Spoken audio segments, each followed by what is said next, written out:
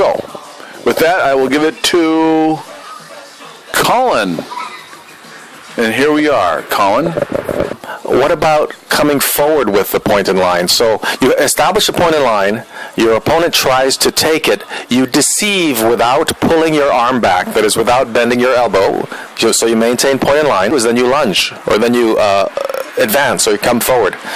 Is it still a point in line?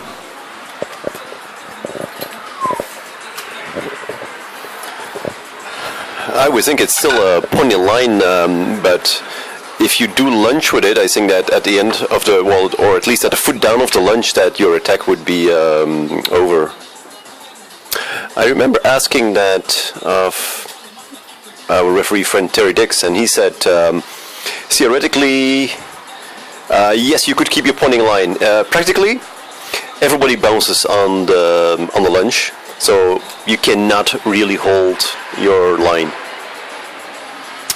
Now, to change the topic, on another bouncy point is that when you see somebody bouncing their hand around when they're holding point in line, that probably should be not be considered a point in line, and you can attack into that. Mike, what do you think? I agree with you 100%, Roland. But let's see, advancing with the point in line and then going into a lunge depends upon if your opponent is retreating. I think if he's retreating, he is respecting your pointed line, and then you start your attack. He's in, and you start before he. I mean, you start an attack from a pointed line, you should have the attack. It's up to him to take the pointed line away, and if he doesn't, he is on the defensive. Now, I can be talked out of that as usual, but I think that makes a lot of sense. Colin, what do you think? Unlike Uncle Mike, I cannot be talked out of my positions. That's what I think. Right, I think you should be allowed to come forward with the point in line. And I think I learned that was called improving the line. So you establish a line, you come forward with it, that's improving the line. Sometimes that's called an attack. And if you retreat with it, it would be the opposite. So what would be the opposite of improve?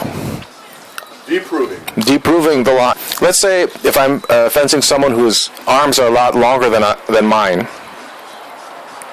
and I establish a point in line, well, he can actually counterattack into it, and if his arms are long enough, he'll hit me, and I won't hit him. So I should get the right to improve the line, to actually come forward, right?